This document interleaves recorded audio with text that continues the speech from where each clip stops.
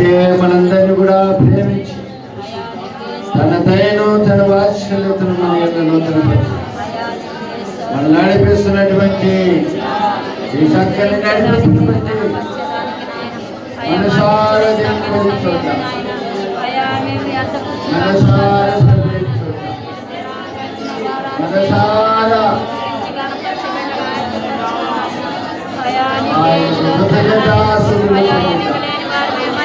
ఈ సజీవమైన భూమి మీద మనల్ని నిలబెట్టి అప్రాతం పిలిచే అర్హత, అలక్ష్యుడా విమోచకుడా పిలిచే అర్హత ఆ దేవుడు మనకిచ్చినందుకు దేవునికి స్తుతులు చెల్లిద్దాం, దేవునికి మహిమ చెల్లిద్దాం. శివాధిపతి అయిన ప్రభుకి ఘనత చెల్లిద్దాం. ఎందుకంటే ఆయన ఎంతైనా నమ్మదగినది, ఎంతైనా నమ్మదగినది. ఆ నమ్మదగిన దేవుని వైపు ఆయనకే కృతజ్ఞతాస్తుతులు స్తోత్రాలు చెల్లించి ఆయన మహిమపరిచాం. మన స్తుతి స్తోత్రాల ద్వారా ఆయనకు సింహాసనం పెట్టి ఆ సింహాసనం మీద ఆరాధించిన హల్లెలూయా హల్లెలూయా హల్లెలూయా. సదాకాలము నీ యందు నా గురి నిలుపుచున్నాను యేసయ్య, సదాకాలము నీ యందు నా గురి నిలుపుచున్నాను. అక్షయ గీతము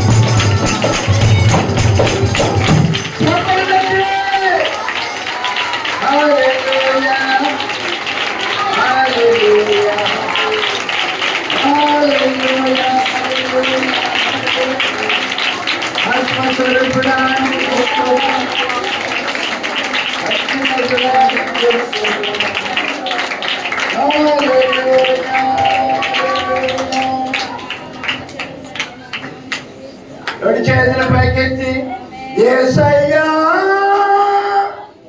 నీ ప్రేమంత బలమైనది, యేసయ్యా నీ కృపయంత విలువైనది, యేసయ్యా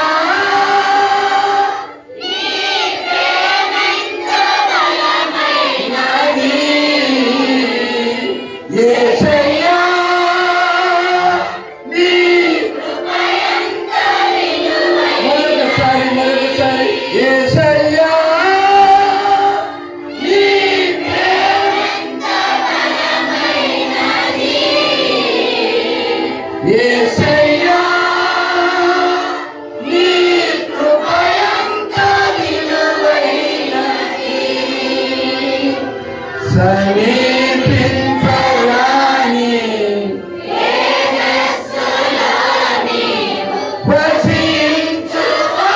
వసించువాడవయ్యా, నా సమీపమునకు దిగి వచ్చినావు, నీ ప్రేమ వర్ణింపతరమా, మా సమీపమునకు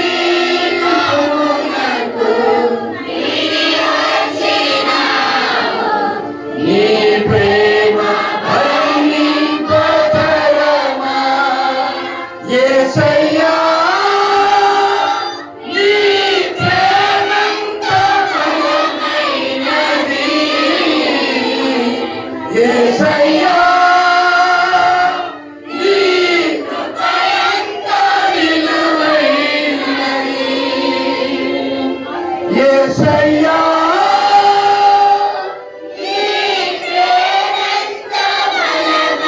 నది, యేసయ్యా నీ కృపయంత విలువైనది. హల్లెలూయా హల్లెలూయా, యేసయ్యా నీకు స్తోత్రం. హృదయాలను చేతుల పైకెత్తి నా హృదయాలోచన నీవేగా, యేసు నా హృదయార్పణ నీవేగా, నా హృదయాలోచన నీవేగా, యేసు నా హృదయార్పణ నీవేగా, నా హృదయమాగను తలపు, నా హృదయ నీవే కదా, నా హృదయమాగను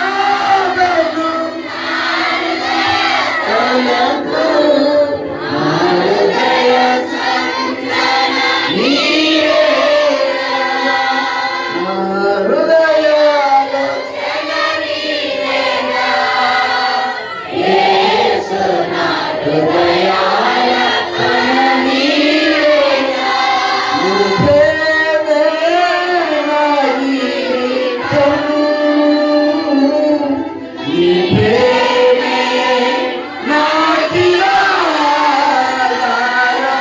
నీ ప్రేమే నా జీవితం, నీ ప్రేమే నాకిలాధారం, నీ ప్రేమలోనే జీవించాలి, నీ ప్రేమలోనే పిలవాలి, నీ ప్రేమలోనే జీవించాలి, నీ ప్రేమలోనే పిలవాలి. నా హృదయాన యేసు, నా హృదయాన పరమీయుడా. యేసయ్యా, మా రక్షకుడా, మా విమోచకుడా, నిన్ను కనబరుస్తున్నామయ్యా, నిన్ను ఆరాధిస్తున్నా. నీ ప్రేమే మా జీవితం, కృంగిన వారి లేవనెత్తువాడా,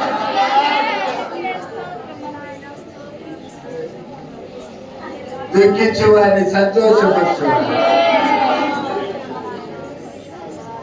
అయ్యా నీకు దుఃఖ దినాలు సమాప్తం చేయవాడు, నీకు అసాధ్యమైనది ఏముంటున్నాయి. అసమాధానంతో ఉన్నవాడిని సమాధానం పరచువాడు.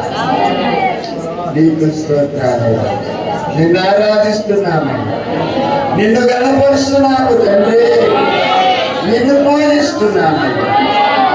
నీ నామం మా మధ్యలో హెచ్చించబడునుగా, నీ నామం మా మధ్యలో గణపరచబడునుగా, నీ నామం మా మధ్యలో మహిమపరచబడునుగా.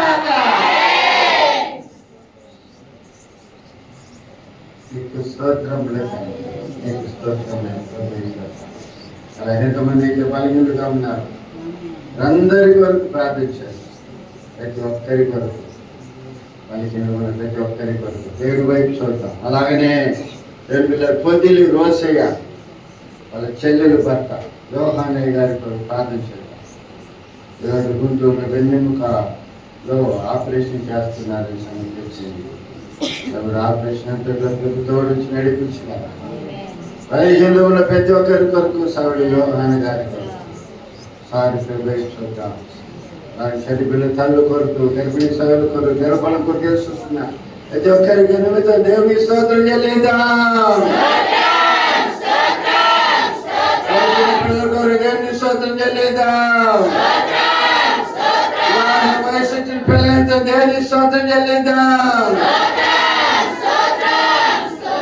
అలాగే ఏ కుటుంబంలో సమాధానం లేదో కుటుంబ సమాధానం కొరకు దేవునికి స్తోత్రం చెల్లిద్దాం.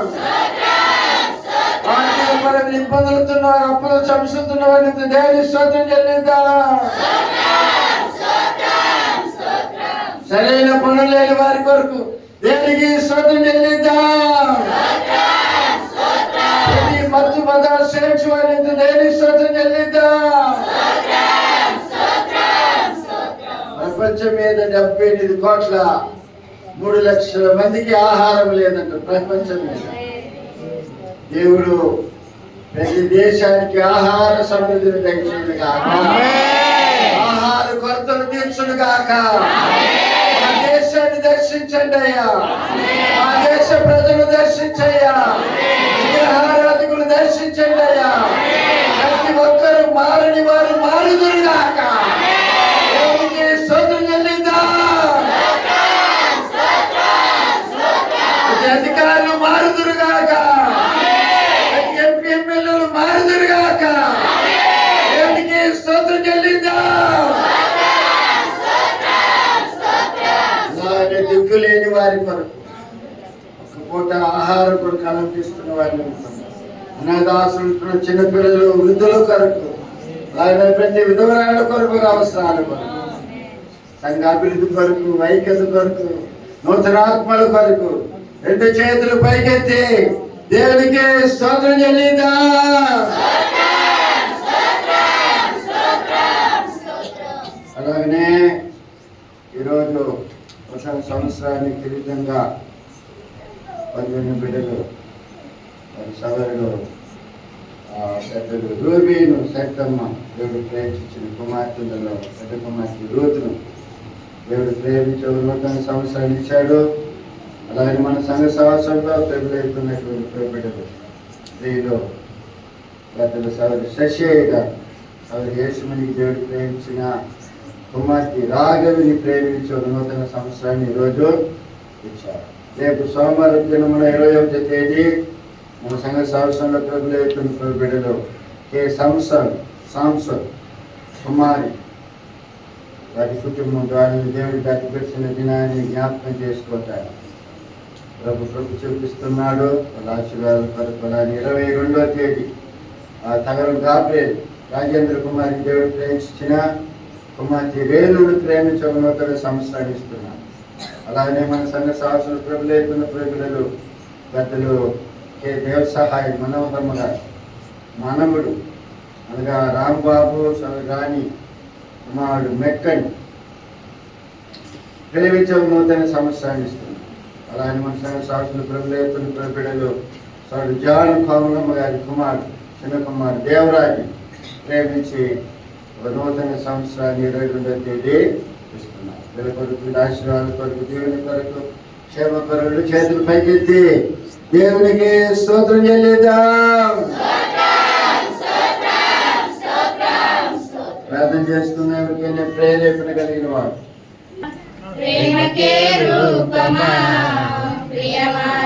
మైకులు చేతిలో ఉండే మైకుల దగ్గర పెట్టుకోండి.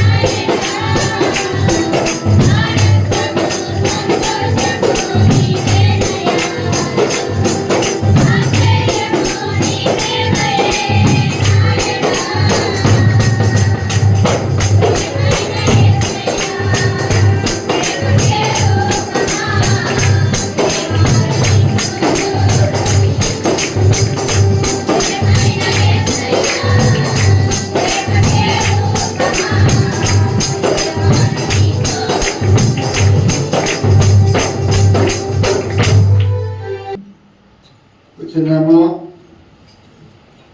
Praise the lord. హల్లెలూయా.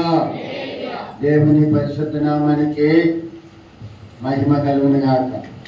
ఆశీర్వదించబడిన 2025వ సంవత్సరంలో 7వ మాసమైన జూలై మాసం 20వ తేదీ ఈ పరిశుద్ధమైన దినమున దేవుని యొక్క పరిశుద్ధ సమూహాన్ని ప్రేమించి ఆయన సమూహంలో ఆయన ఆరాధించడానికి, ఆయన మాటలు వినడానికి కూడా వచ్చిన దేవుని బిడ్డలు అందరికీ కూడా ఆ హృదయపూర్వకమైన ఎంతోమంది సమయాన్ని ఈరోజున చూడని వారు ఉన్నారు. ఎవరైతే మనందరినీ కూడా ప్రేమించి తన దయను తన వాత్సల్యతను మన ఎడల నూతన పరిచి మనల్ని నడిపిస్తున్నటువంటి ఈ చక్కని నడిపింపును బట్టి జీవాధిపతి అయిన దేవాది దేవుణ్ణి మనమెంతైనా కూడా ఆయన స్తుతించే వారంగా, కనపరిచే వారంగా, ఈ భూమి మీద ఆయన చిత్తమేంటో తెలుసుకొని ఆయన చిత్తంలో జీవించే దేవుని ప్రజలంగా మనం ఉండాలని మిమ్మల్ని ప్రేమతో కోరుతున్నాం. హల్లెలూయా. మన బుధవారము, శుక్రవారము సాయంకాల సమయంలో ప్రార్థన కూడిక ఉంటుంది. దేవుని కలుసుకునండి. ఆదివారం మనకు ఉదయాన్నే 8:30 నుంచి సండే స్కూల్ ఆరాధన ఉంటుంది. అలాగనే పరిశుద్ధ ఆరాధన 10 గంటల నుంచి 9:30 నుంచి ఉంటుంది. అలాగనే సాయంత్రం టైంలో యవనస్తుల ప్రార్థన కోరిక కూడా ఉంటుంది. ఈరోజు సాయంత్రం కూడా యవనస్తుల కోరిక ఉంటుంది. యవనస్తుల పెట్టినప్పుడు కూడా కలుసుకొని రండి, కూడి రండి. దేవుడు మిమ్మల్ని దీవించునుగాక. ఎందుకంటే నాకు ఈ మధ్య అంటే ఈ యవనస్తుల కోరిక స్టార్ట్ అయిన తర్వాత అప్పటి నుంచే చాలా భారం ఉన్నది. వాళ్ళ మీద పోతుంది నా మనసు అంతా కూడా. యవనస్తుల కొరకు వాళ్ళు దేవునిలో బలపరచాలన్న ఒక భారం దేవుడు ఇచ్చాడు. కొంత యవన పిల్లలు కొంచెం తోడ్పడితే, సపోర్ట్ చేస్తే దేవుడు నాకు ఇచ్చిన చిన్న జ్ఞానం కలదు. నాకు దేవుడు ఇచ్చిన జ్ఞానాన్ని బట్టి మీకు దేవుడి వాక్యం కొంత చెప్తాను. అది వింటూ మీకు ఎంతో ఆశీర్వాదం. హల్లెలూయా. హల్లెలూయా. యవన పిల్లలు కూడి రండి, కలుసుకోనండి, దేవుని ఆశీర్వాదాలు పొందండి. దేవుడు మిమ్మల్ని కల్పిస్తున్నారు. దేవుని బిడ్డలారా, మన సంఘ సహవాసంలో రేపులో ఎదుగుతున్న దేవుని బిడ్డలు వేదం నాగేశ్వరరావు అన్న గారు, సురేష్ణ గారి కుటుంబంలో నుంచి స్తోత్ర కానుక దేవుడు వారి కుటుంబం చేసిన మేలును బట్టి, ఉపకారాలను బట్టి దేవుని స్తుతిస్తూ 4,000 రూపాయలు కానుక ఇచ్చారు. చేసి దాంట్లో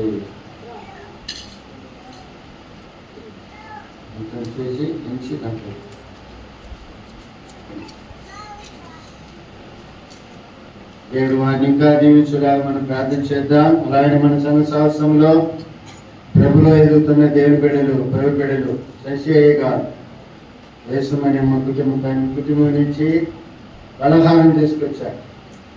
దేవుడు వారికి ప్రేమించిన గర్వఫలాల్లో కుమార్తె రాఘవిని దేవుడు ప్రేమించి ఒక నూతన సంవత్సరాన్ని అనుగ్రహించిన సందర్భంగా దేవుని స్తుతిస్తూ ఈ పలహారం తీసుకొచ్చారు.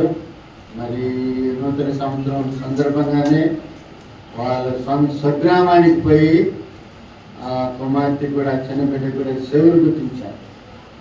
అదేదో ఫంక్షన్ చేసినట్టుండో మనకు కూడా ఈ విధంగా పలహారం పెట్టి సంతోషపరచాలనే ఉద్దేశంతో మన సంఘాన్ని ప్రేమించి, మనల్ని ప్రేమించి పలహారం తీసుకొచ్చారు. దేవుడు వారి కుటుంబాన్ని దీవించులాగా మీరు ఎక్కువ ప్రార్థన చేయవలసిందిగా ప్రేమతో కోరుతున్నాను. హల్లెలూయా. నేను పిల్లలు ఒక ముఖ్యమైన ప్రకటన. వచ్చే నెల 15వ తేదీ, ఆగస్టు 15 స్వాతంత్రం ప్రకటించిన దినము. ఆ దినాన దేని పిల్లలు మన సంఘ సహవాసంలో ప్రతి సంవత్సరము ఉపవాస ప్రార్థన కొడుకులు పెట్టే అలవాటు మనకు ఉంది. మరి పోయిన సంవత్సరం అది జరగలేదు, ఎందుకంటే పోయిన సంవత్సరము ఏదో ప్రోగ్రాం ఉన్నది కాబట్టి నేను లేను. కాబట్టి ఆ రోజు పోయిన సంవత్సరం పెట్టలేదు. ఈ సంవత్సరం ఆగస్టు 15వ తేదీ ఒక ప్రత్యేకమైన కోరిక మన సంఘ సాహసంలో జరుగుతుంది. నేను ప్రతి ఒక్కరు కూడా ఈ ప్రార్థన కోరిక కొరకు ప్రార్థన చేయండి. మరి దేవుని సందేశం అందించడానికి ఆ దేవుని చేత బలముగా వాడబడుతున్న దేవుని సేవకులు వసంత బాబన్న గారు వస్తున్నారు. ఆయన చాలా రోజుల నుంచి నేను పిలుస్తూ ఉన్నాను. చాలా రోజులైంది వచ్చి రండి ఒకసారి వచ్చి దేవుని వాక్య పరిచయం చేసి మమ్మల్ని బలపరచుకోండి అని చెప్పి చాలా రోజుల నుంచి పిలుస్తున్నాను. ఆయన నిన్న రేపు వచ్చే 15వ తేదీ కూడా బిజీ. వాళ్ళ చర్చిలోనే ప్రోగ్రాం ఉంది. నన్ను 1 గంటగాలో వదిలిపెట్టే పని అయితే వస్తానన్నాను. 1 గంటలో దారాలు మిమ్మల్ని వదిలేస్తాను, మీరు రండి అని చెప్పాను. కాబట్టి ఈ చక్కని సమయాన్ని వానేకుండా సద్వినియోగం చేసుకోండి. దేవుని ఆశీర్వాదాలు పొందండి. దేవుడు మిమ్మల్ని దీవించునుగాక. హల్లెలూయా, హల్లెలూయా, హల్లెలూయా. దేవుని వాక్యాన్ని చదువుకుందాం. పరిశుద్ధ గ్రంథంలో నుంచి నిర్గమకాండము 24వ అధ్యాయం 7వ వాక్యాన్ని మనం చదువుకున్నాం. నిర్గమకాండము 24వ అధ్యాయము 7వ వాక్యం.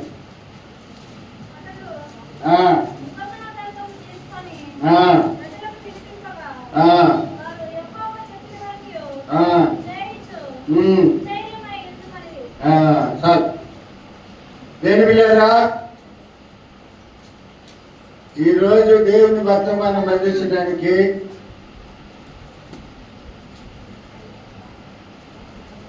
ఇంకొక మెసేజ్ ప్రిపేర్ అయింది. అయితే దేవుడు నాకు ప్రేరేపించిన వర్తమానం ఏంటంటే, ఈ వర్తమానం దేవుడు నాకు ప్రేరేపించాడు. ఇది ముందు చెప్పిందా లేదో నాకే గుర్తులేదు. ఒకవేళ చెప్తుంటే మరలా దేవుడి వాక్యం చెప్పుకునే దాంట్లో తప్పేం లేదని నాకు అనిపిస్తుంది. ఎందుకంటే నా మెమరీ పవర్ తగ్గిపోయింది, జ్ఞాపక శక్తి తగ్గిపోయింది. ఒక దిక్కు ప్రయాణం చేస్తుంటే కొన్నిసార్లు యాడికి పోతున్నాను నాకే అర్థం కాదు. నేను ఎందుకు పోతున్నాను ఒక్కోసారి ఆలోచించి బండి ఆ పక్కన నిలబెట్టి ఈ రూట్ ఎటు పోతుంది, ఎందుకు పోతున్నా అని ఒకసారి నాకే నేను ప్రశ్న వేసుకుంటున్నాను. దాని తర్వాతనే గుర్తొస్తుంది ఓ ఈ రూట్నే ఈ ప్రాంతానికి పోతుందా, ఇది ఈ రూట్ అని గుర్తొచ్చిన తర్వాతనే బండి మళ్ళీ తోలటానికి మూవ్ చేస్తున్నాం. అయితే జ్ఞాపక శక్తి తగ్గిపోయింది. ఒక చెప్పిన మాట చెప్తున్నానేమో నాకు తెలియదు.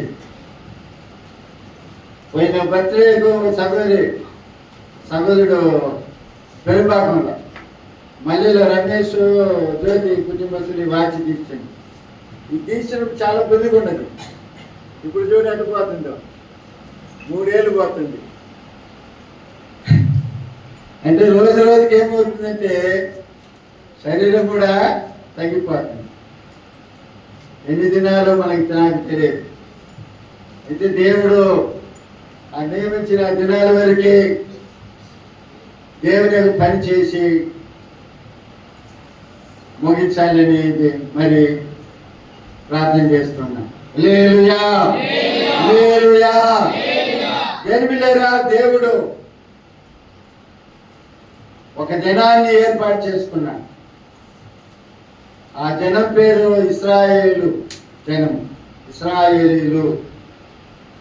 వాళ్ళు ఇంచుమించు 430 సంవత్సరాలు ఐగుప్తు దేశంలో ఉండటం జరిగింది. వాళ్ళని విడిపించడానికి దేవుడు ఒక మనిషిని ఏర్పాటు చేశాడు. ఆయన పేరు మోషే. దేవుని నిర్ణయాన్ని బట్టి దేవుడు ఏర్పాటు చేసిన దినము రాగా వాళ్ళందరూ కూడా ఐగుప్తు దేశాన్ని విడిచిపెట్టి బయటకు వస్తున్నారు. బయటకు వచ్చి బయట వాళ్ళ ప్రయాణము ఎన్ని సంవత్సరాలంటే 40 సంవత్సరాల ప్రయాణం. ఈ 40 సంవత్సరాల అరణ్య ప్రయాణములో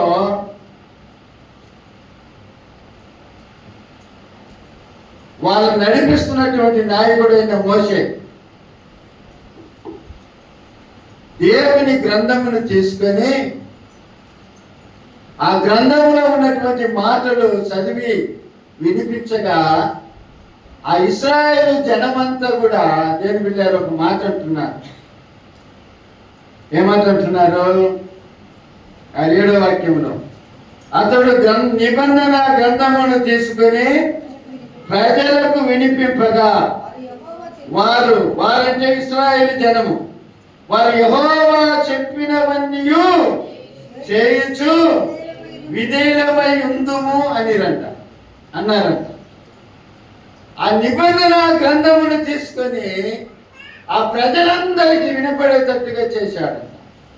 అప్పుడు ఆ ప్రజలందరూ కూడా ఏమంటున్నారంటే, యేసయ్య ఏమైతే చెప్తున్నాడో, దేవుడు ఏమైతే తెలియపరుస్తున్నాడో అవన్నీ కూడా చేసి విధేయత చూపిస్తాము అని అంటున్నారు. హల్లెలూయా, హల్లెలూయా. మీ ముందు నిలబడి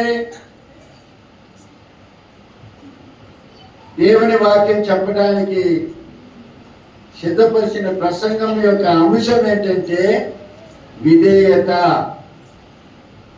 విధేయత అనే ఒక సింపుల్ సందేశం మీకు చెప్పి ముగించాలని మీ ముందు నిలబడి ఉన్నా. నిబంధన గ్రంథము చదివిన తర్వాత, వాళ్ళకి వినిపించిన తర్వాత ఆ జనమంతా కూడా చెప్పుతున్న మాట ఏమిటంటే, యెహోవా సెలవిచ్చినదన్నీ కూడా, చెప్పినవన్నీ కూడా చేయొచ్చు, విధేయులమై ఉంటామన్నా. హల్లెలూయా. జనమంతా కూడా ఏమంటున్నారంటే, దేవుడు ఏమైతే చెప్పాడో, దేవుడు ఏమైతే బోధిస్తున్నాడో, దేవుడు ఏమైతే మాతో మాట్లాడుతున్నాడో ఆ మాటలన్నీ కూడా ఏం చేస్తున్నాము? చేసి ఆయనకి విధేయత చూపిస్తామని అంటున్నాను. హల్లెలూయా.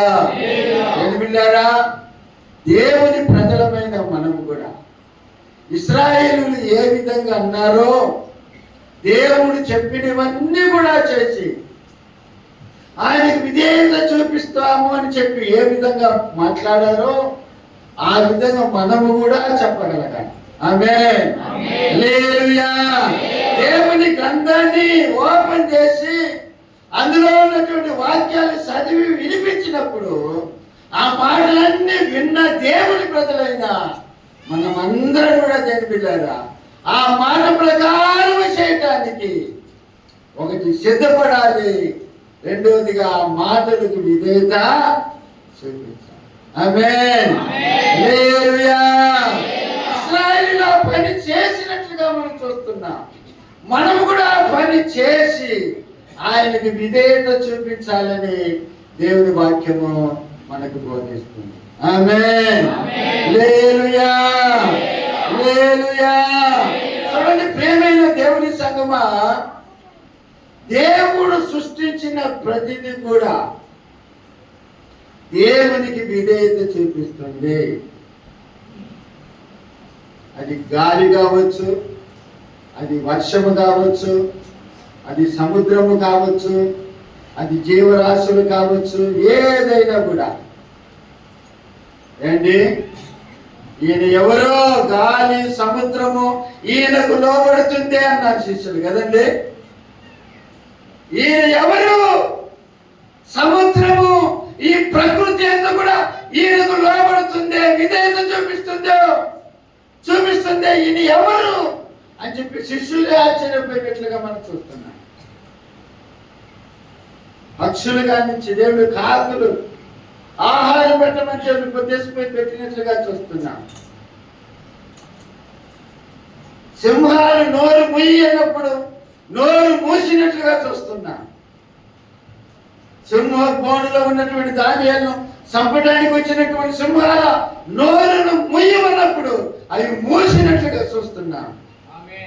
హల్లెలూయా, హల్లెలూయా.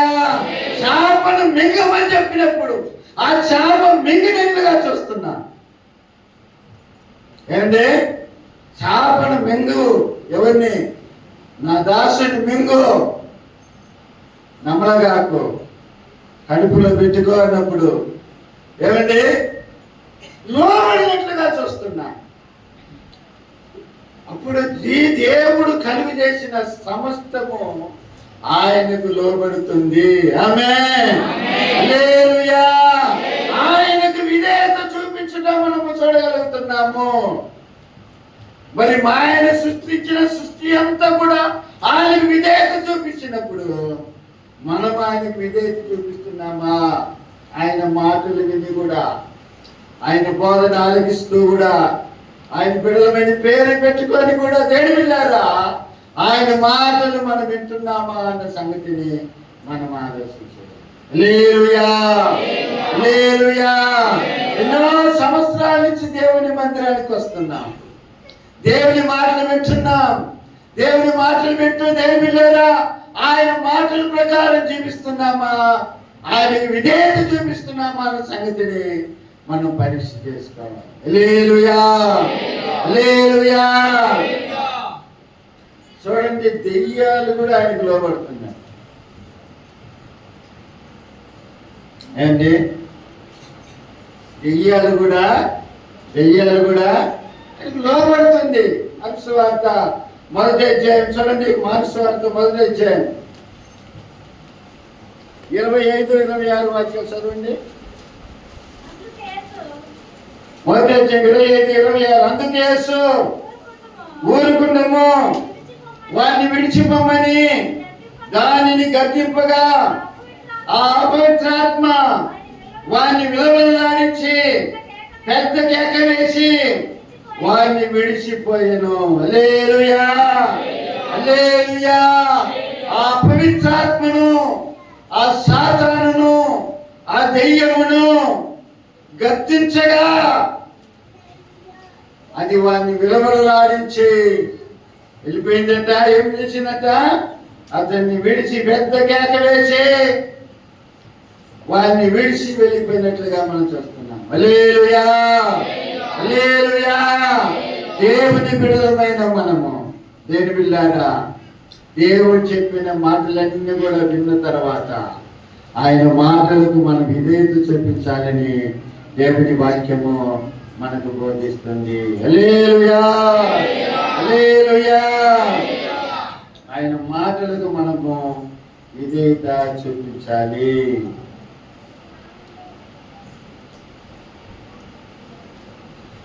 ఆయన మాటలకు ఎప్పుడైతే విధేయత చూపిస్తామో దేని బిడ్డారా ఆయన ఆశీర్వాదాలు మనము తప్పనిసరిగా మనం పొందుకోగలుగుతాము. చూడండి, ద్వితీయోపదేశకాండము 28వ అధ్యాయం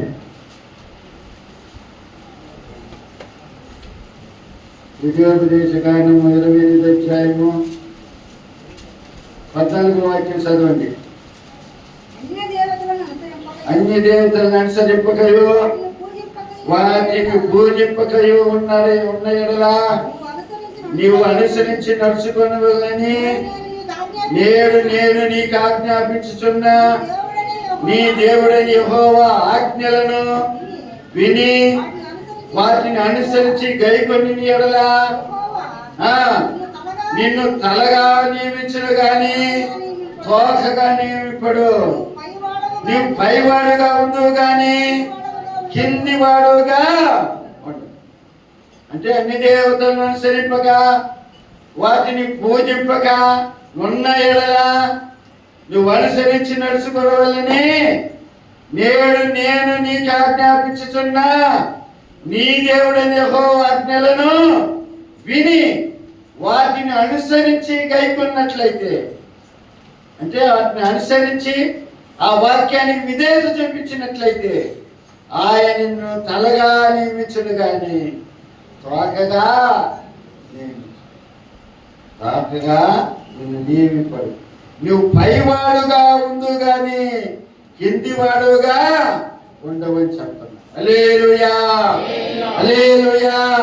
అప్పుడు దేవుని ఆశీర్వాదాలు, దేవుని కార్యాలు మన జీవితంలో మనం చూడాలంటే దేవుని మాటలు విని వాటిని అనుసరించి జీవిస్తూ దేవుని బిడ్డలారా ఆయన మాటలకు మనం విధేయత చూపించాలని దేవుని వాక్యము మనకు బోధిస్తుంది. ఆమేన్. హల్లెలూయా. హల్లెలూయా. అప్పుడు చేస్తున్నాడంటే మనల్ని తలగా నియమిస్తాడే కానీ తోకగా నియమింపడు. నీవు పైవాడుగా ఉండు కానీ కిందివాడుగా ఉండవు చెప్పి దేవుని వాక్యము మనకు బోధిస్తుంది. అప్పుడు దేవుని మాటలు దేని పిల్లారా, దేవుని ప్రజలమైన మనము వినాలని దేవుని వాక్యము మనకు బోధిస్తుంది. హల్లెలూయా, హల్లెలూయా. నా అతిశయము నీవే, నా ఆనందము నీవే, నా ఆరాధన నీవే, నా అతిశయము నీవే, నా ఆనందము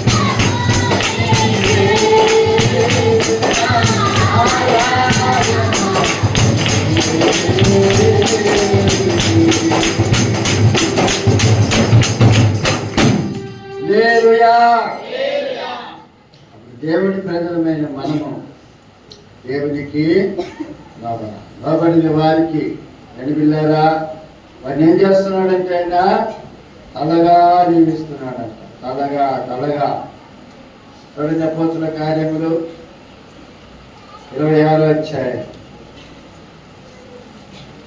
26వ అధ్యాయము 19వ వాక్యం 26వ అధ్యాయం 19వ వాక్యం. కాబట్టి అగ్రిప్ప రాజా ఆకాశం నుండి కలిగిన ఆ దర్శనమునకు నేను అభిధేయుడును గాక. చూడండి ఎవరంటున్నారు ఈ మాట? ఒక రాజు దగ్గర అంటున్నాడు అపోస్తలుడైన పౌలు. ఆకాశం నుండి వచ్చిన ఆ దర్శనానికి నేను అవిధేయుడును గాక. అంటే ఆకాశం నుండి అతనికి ఒక దర్శనం వచ్చింది.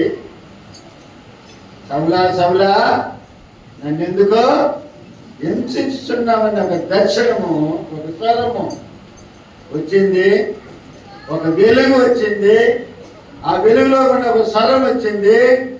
ఆ స్వరము విన్న తర్వాత ఆ స్వరానికి అవిధేయుడును గాక అంటున్నా. అంటే నేను విధేయత చూపించినాడు అంటున్నాడు.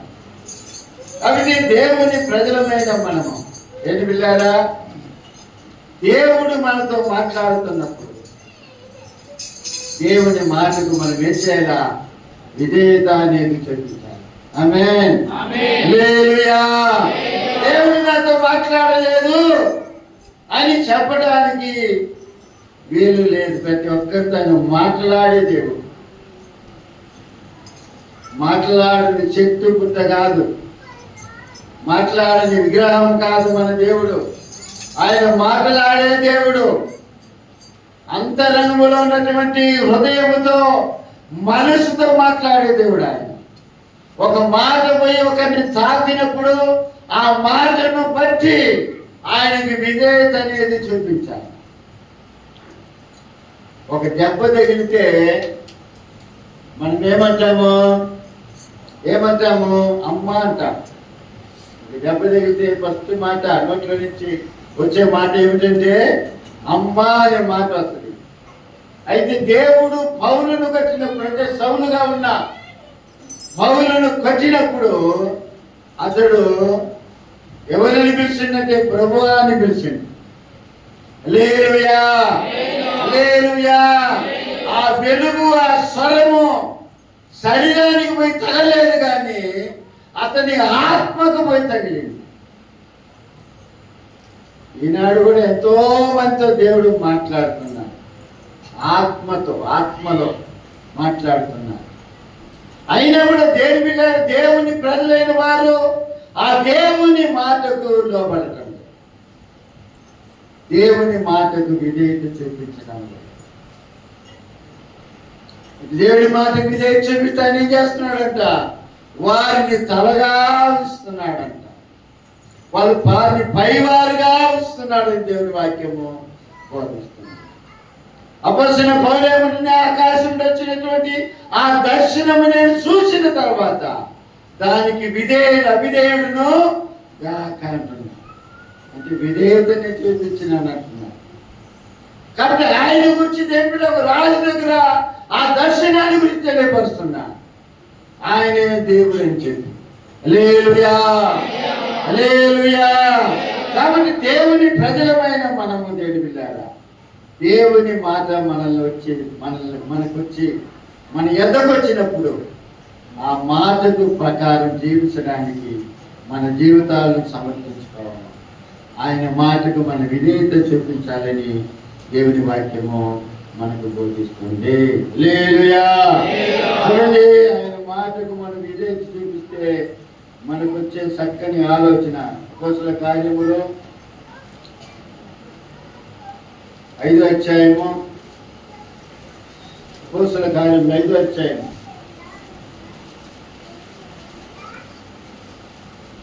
32వ వాక్యం. మేమును దేవుడు తనకు విధేయులైన వారికి అనుగ్రహించిన పరిశుద్ధాత్మయు ఈ సంగతులకు సాక్షులమై ఉన్నామని చెప్పినారు.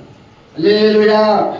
చూడండి, ఇక్కడ దేవుని పిల్లారా, దేవుడు చెప్తున్న మాట, మేమును దేవుడు తనకు విధేయులైన వారికి అనుగ్రహిస్తున్న పరిశుద్ధాత్మ.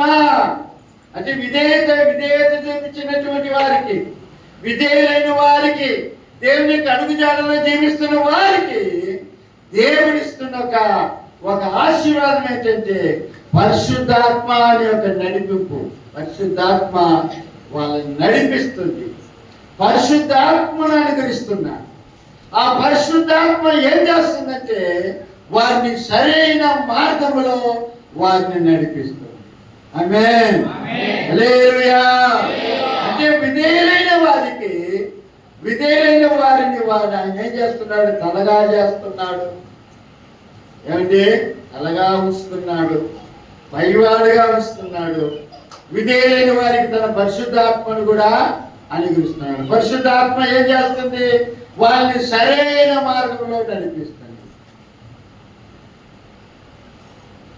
వాళ్ళని సరైన మార్గంలో చక్కని ఆలోచన ఇచ్చి వాళ్ళని నడిపిస్తుందని దేవుని వాక్యము మనకు బోధిస్తుంది. ఆమేన్ హల్లెలూయా హల్లెలూయా. దేవుని బిడ్డలారా, పరిశుద్ధాత్మ నడిపింపే వేరు అన్న సంగతిని మనం గుర్తించాలి. అది ఎవరికి దొరుకుతుందంటే దేవుని బిడ్డలారా, దేవుని వాక్యమును విని ఆ వాక్యానికి విధేయత చూపిస్తున్నటువంటి వారికి అది దొరుకుతుందని దేవుని వాక్యము మనకు బోధిస్తుంది. ఆమేన్ హల్లెలూయా హల్లెలూయా. దేవుని మాటలు విని ఆ మాటల ప్రకారం జీవిస్తూ ఆ మాటలకు విధేయత చూపిస్తే ఒకరిని ఏం చేస్తున్నాడు? ఆయన తలగా ఉంచుతున్నాడు. ఆ పరిశుద్ధాత్మ నడిపింపు అనేది వాళ్ళకి ఇస్తున్నాడు. మూడవదిగా దేవుని ఆయన ఇస్తున్నటువంటి ఆశీర్వాదాలు ఏమిటంటే యోహాను సువార్త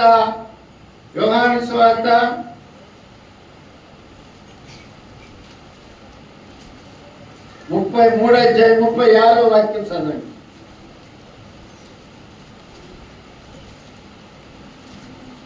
యోహాను సువార్త 3వ అధ్యాయం 36. కుమారుని యందు విశ్వాసం ఉంచువాడే నిత్య జీవము గలవాడు. కుమారునికి విధేయుడు కాని వాడు జీవము చూడడు గాని దేవుని ఉగ్రత వాని మీద నిలిచి ఉన్నది. చూడండి ప్రేమైన దేవుని బిడ్డలారా, కుమారుని యందు విశ్వాసం ఉంచువాడే నిత్య జీవము గలవాడు. కుమారునికి విధేయుడు కానివాడు జీవాన్ని చూడడు.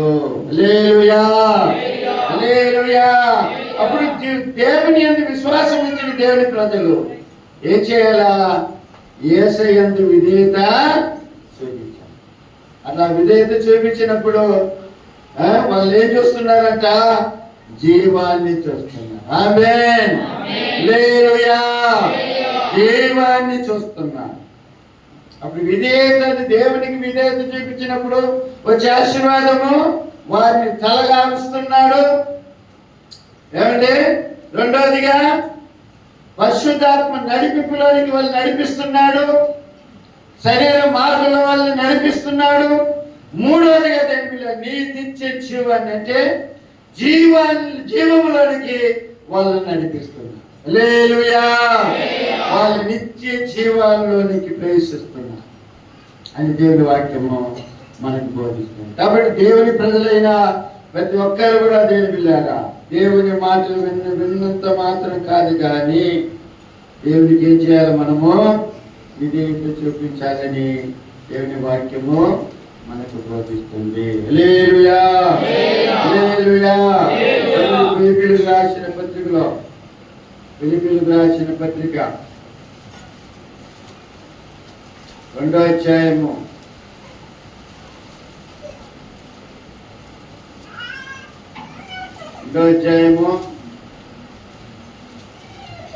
7, 8, 9, 10 వాక్యాలు చదవండి. 11 వరకు చదవండి. మనుషుల పోలికగా పుట్టి దాసుని స్వరూపమును ధరించుకొని తన్ను తానే రిక్తునిగా చేసుకొనెను. మరియు ఆయన ఆకారమందు మనుషుడుగా కనపడి మరణం పొందినంతగా, అనగా శిలువ మరణం పొందినంతగా విధేయత చూపిన వాడై తన్ను తాను తగ్గించుకొనెను. హల్లెలూయా, హల్లెలూయా. అందుచేత పరలోకమందున్న వారిలో గాని, భూమి మీద ఉన్న వారిలో గాని, భూమి కింద ఉన్న వారిలో గాని ప్రతి వారి మోకాళ్ళను యేసు నామమున ఒగినట్లును ప్రతి వారి నాలుకయు తండ్రి అయిన దేవుని మహిమార్థమై యేసుక్రీస్తు ప్రభువుని ఒప్పుకున్నట్లును దేవుడు ఆయన అధికముగా హెచ్చించి ప్రతి నామమునకు పై నామమును ఆయనకు అనుగ్రహించును. హల్లెలూయా. అంటే దేవుడు ఏమైందంట, ఆయన ఆకారమందు మనుషుడుగా కనపడి ఏమండి మరణం పొందినంతగా, అనగా శిలువ మరణం పొందినంతగా ఏం చూపించిందట, విధేయత చూపిన వాడై తన్ను తాను తగ్గించుకుని ఏంటి కొన్ని నువ్వు అని చెప్పి దేవుడు. అందువల్ల తండ్రి దేవుడు ఏం చేశాడండి, ఏం చేశాడు, పరలోకమందున్న వారిలో కానీ, భూమి మీద ఉన్న వాళ్ళు కానీ, భూమి కింద ఉన్నవారి ప్రతి వారిని మోకాలు యేసు నామమున వంగేటట్లు ప్రతి నాలుక తండ్రి అయిన దేవుని మహిమార్థమై యేసుక్రీస్తు ప్రభువుని ఒప్పుకున్నట్లుగా తర్వాత ఏం చేసింది, ఆయన అధికముగా హెచ్చించి ప్రతి నామమునకు పైనామము. హల్లెలూయా. ఆయన కూడా ఏం చేశాడంట, శిలువ మరణ పర్యంతము తన్ను తాను తగ్గించుకున్నాడు.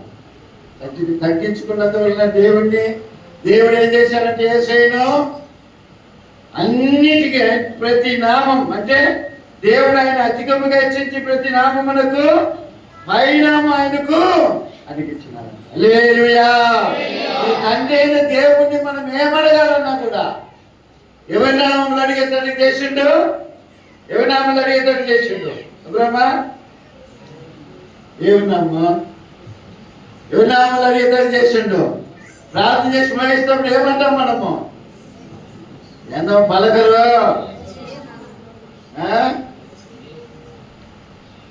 ఎవరి నామంలో అడిగేటట్టు చేసిండు, అడిగేటట్టుగా ఎన్నో అడుగుతున్నాం కదండి, ఎన్నో దేవుని దగ్గర అడుగుతున్నాం, ఎన్నో అడిగి చివరిగా ఎవరి నామంలో అడిగిపోతున్నాం మనము, యేసు నామంలో అడిగిపోతున్నాం. యేసు నామములో అడుగుతున్నాము తండ్రి అని అంటాం. కొందరేమంటారంటే యేసు నామములు మనములన్నీ కూడా మేము పొంది ఉన్నాము తండ్రి అని అంటారు. పొంది ఉన్నామంటే ఒక విశ్వాసంతో కూడినటువంటి వాళ్ళు. అప్పుడు దేవుడు కూడా ఏం చేసిండు, తండ్రి అయిన కుమారుడు కూడా ఆకారముందు మనుషుడిగా కనబడి శిలువ మరణ పర్యంతము విధేయత చూపించిన వాడే తను తాను. అందుకని సర్వం మీద ఆ తండ్రి అయిన దేవుడు యేసయ్యను ఏం చేశాడంటే హెచ్చించినాడు. హల్లెలూయా, హల్లెలూయా. కాబట్టి దేవుని ప్రజలమైన మనం కూడా దేవుని వాక్యం విన్నంత మాత్రం కాదు వెళ్ళాలి. ఈ చెవి వేసుకొని ఈ చెవిలో పెట్టాలి, లోపలికి దించుకోవాలి. లోపలికి దించుకొని హృదయమైన పలక మీద పెట్టుకోవాలి. మన హృదయంలో ఏది ఉండదో దానికే మనం విధేయత చూపిస్తాం కదండి. దేవుని వాక్యం ఉందనుకో, ఆ వాక్యానికే విధేయత. లోకం లేకపోతే లోక సంబంధమైన కార్యాలు హృదయంలో ఉన్నదనుకో, దానికే మనం తప్పనిసరిగా విధేయత చూపిస్తాం.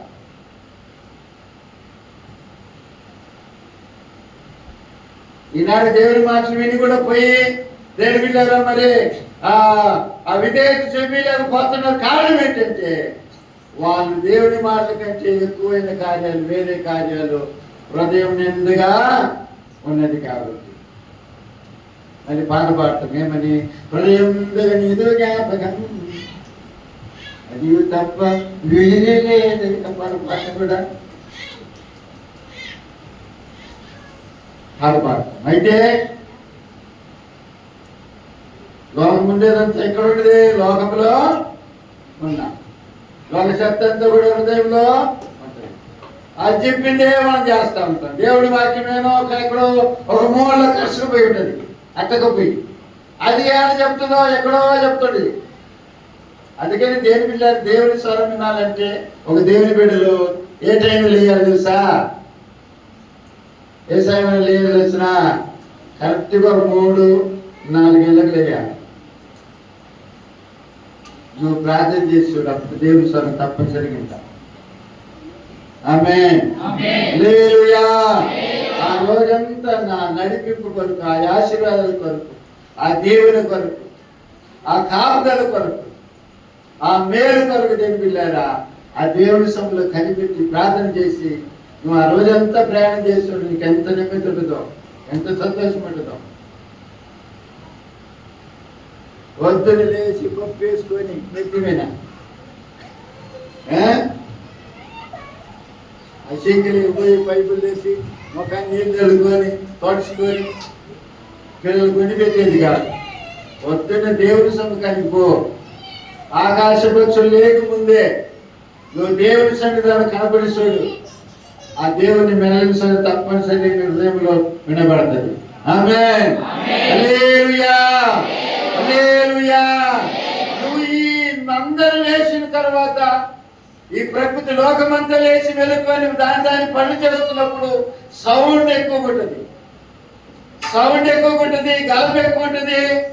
ఆ సౌండ్ లో, ఆ గలపలో, ఆ సాధారణ సంబంధమైన కార్యములలో దేవుని స్వరాన్ని నువ్వు వినలేవు. అవ్వ ఆదాము దగ్గరికి ఆ చల్లటి పూట అలా చల్లటి సమయంలోనే దేవుడు వచ్చాడు, యేసయ్య వచ్చాడు. ఆమేన్. హల్లెలూయా. హల్లెలూయా. ఆ చల్లటి సమయంలోనే మనకు మంచి నిద్ర వస్తుంది. కాళ్ళు మడుచుకొని మనకి పెట్టండి, కాళ్ళు సందులే కాలు చేతులు పోయేటట్టుగా ఉంటాయి, పండుకుంటాం. ఒక్కరాజు నిద్రపోతామని టైం కాలేదు అన్నట్టు. ఆ సమయాన్ని ఆ నిద్రని త్యాగం చేసి ఆ దేవుని సన్నిధానంలో కనబడి చూడు. ఆమేన్. దేవుడు నిన్ను దీవించకపోతే, నిన్ను ఆశీర్వదించకపోతే నన్ను అడగండి. ఆమేన్. హల్లెలూయా. హల్లెలూయా. కాబట్టి దేవుని పిల్లలు యేసయ్య ఆయన ఆకారమందు మనుషుడుగా కనపడి శిలువ మరణ పర్యంతము విధేయత చూపించినట్లుగా మనము కూడా దేవుని పిల్లారా ఆయన ప్రజలపై ఆయన నామం ధరించుకున్న మనం కూడా ఆయనకు విధేయత చూపించాలా. ఆమేన్. హల్లెలూయా. హల్లెలూయా. వాళ్ళు విధేయత చూపించారు కాబట్టి కనానులోనికి పోయి చేరారు, కనానులో పోయి చేరారు. విధేయత చూపిస్తే నేను తలగా నియమిస్తాను. విధేయత చూపిస్తే దాని పరిశుద్ధాత్మ నడిపింపు నీకు దొరుకుతుంది. విధేయత చూపిస్తే నీకు నీలోనికి ఏమొస్తుంది? యేసయ్య జీవం వచ్చేస్తుంది. యేసయ్య కూడా విధేయత చూపించారు. అంటే మనము కూడా విధేయత చూపించుదాము. ఆమేన్. హల్లెలూయా. చూడండి, ఒక మాట చదవండి. రోమీయులకు రాసిన పత్రిక రోమీయులకు రాసిన పత్రిక 16వ అధ్యాయం.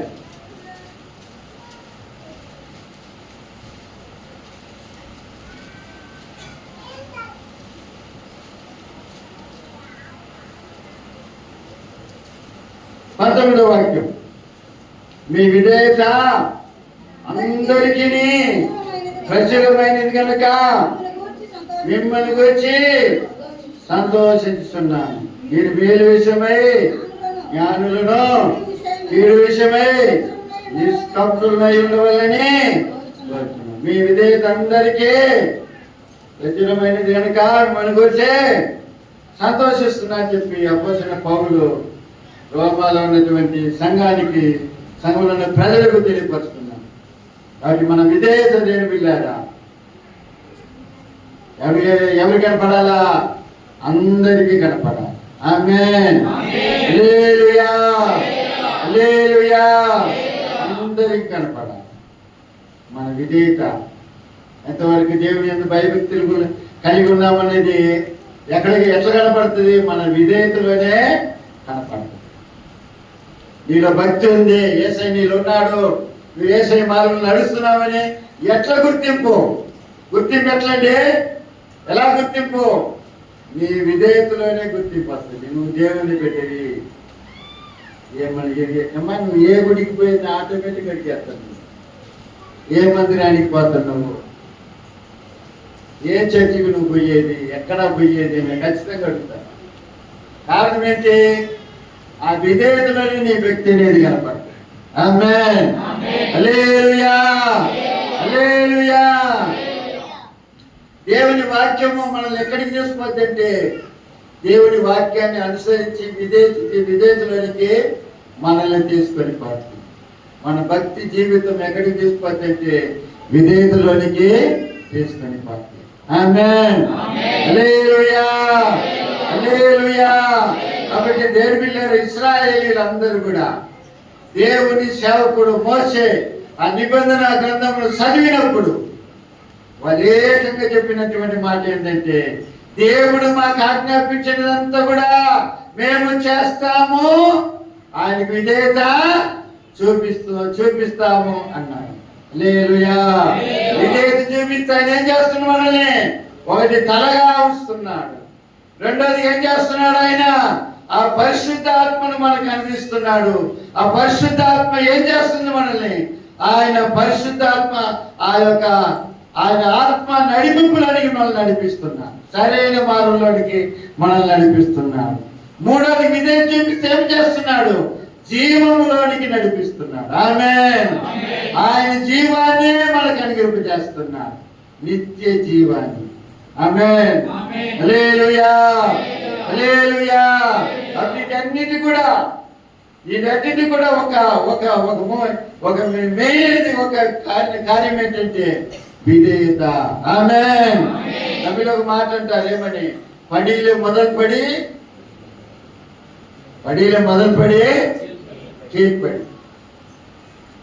మెట్లలో మొదటి పెట్టేది కీర్పడి. తమిళ్లో కీర్పడి అంటే కిందనే మెట్టు, మెట్టు ఎక్కితేనే పైకి పోవాలి. అప్పుడు విధేయత అనేది మనకు ఎంతో అవసరం. దేవుని బిడ్డలకు గుర్తు ఏంటంటే విధేయత. ఆమేన్. హల్లెలూయా, హల్లెలూయా. మనం వీడియో చూసిన, మీరేమనుకోకపోతే ఆ మాట చెప్తా. వీడియో చూసిన వీడియో ఏంటో వీడియో అంటే కాపరి ఒక వాగులో దూకింది. ఆ నడిపించే కాపరి వాగులో దూకితే వెనకాల కొన్ని వందల గొర్రెలు ఉన్నాయి, అవి కూడా అట్నే దూకుతుంది. కాపరి ఈత కొట్టుకుని నడుచుకుంటా పోయినాడు, మళ్ళీ ఈత కొట్టుకుంటా పోతుంది. అవి కూడా ఏం చేస్తున్నాయి? ఈత కొట్టుకుంటా ఆ ఒడ్డుకు పోతుంది. ఒకటి రెండు కాదు, కొన్ని వందల గొర్రెలు. చూడండి తెలిపిల్లారా. అప్పుడు ఆ విధేయత అనేది దేవుని ప్రజలకు తప్పనిసరిగా రావాలని దేవుని వాక్యం మనకు బోధిస్తుంది. ఆమేన్. హల్లెలూయా. ఆలోచించండి, దేవుడు తన మాటను దీవించి ఆశీర్వదించుగాక.